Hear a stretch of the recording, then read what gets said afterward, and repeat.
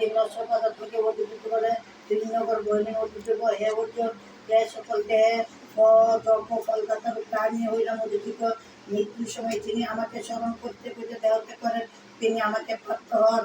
যে মৃত্যুর সময় যিনি আমাকে স্মরণ করতে করতে দেহত্যাগ করেন তিনি আমাকে বিষয়ে সমস্যা নয়। মৃত্যুকালে যে ব্যক্তি যা স্মরণ করতে করতে দেহত্যাগ করেন সেই ব্যক্তি সে ভাবি পেয়ে থাকেন তুমি সর্বদা আমাকে স্মরণ করো এবং যুক্ত করো আমাদের মন ও বুদ্ধি সমর্থন করে কার্য করলে তুমি আমাকে পাইবে। এ অর্জুন সর্বদা ঈশ্বর চিন্তা করিলে মন অন্য কোনো দিকে যায় না। এভাবে চিন্তা করতে করতে সেই দিব্য পরম পুরুষকে পাওয়া যায়। সেই পরম পুরুষ যোগ্য সর্বযোগ্য অনাদি সর্বনিয়ন্ত্রা সুপাত্রী ক্ষুদ্রাতি পুত্র সকলের বিধাতা অচিন্ত স্বরূপ সূর্যবত সপ্রকাশ আর তিনি প্রকৃতির অতীত এই অলৌকিক পরম পুরুষকে যে ব্যক্তি ভক্তি সে যুগ বলে মন একাগ্র করিয়া দুই বোর মধ্যে প্রাণ থেকে স্ত্রীটাকে মৃত্যু করে চিন্তা করেন তিনি সেই পরম পুরুষকে তত্ত্ব নেন।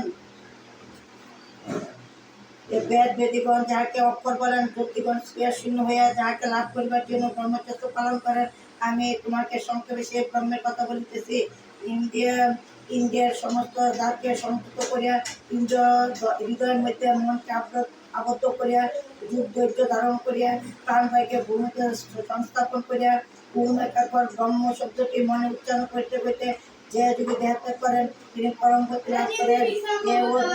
যে যুগে অনন্য মনে হইয়া আমার সর্বদাই স্মরণ করেন সেই সময়ত যুগের পক্ষে আমি সুলভ জানিবে পরমাত্মা আমাকে পাইলে পরম সুযোগ করেন।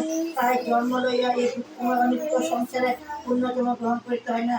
ব্রহ্মলোক আদি লোকবাসী সকলে পুণ্যজন্ম হইয়া থাকে কিন্তু আমাকে পাইলে তাহাকে পুণ্যজন্ম লইতে হয় না। 1000 দিব্য যুগে ব্রহ্মার একদিন বা এক রাতে ইহা যিনি জানেন তাহার এই দিন ব্রহ্মার সৃষ্টি হয় আবার রাত্রে হইলে তাহার দিন হয়।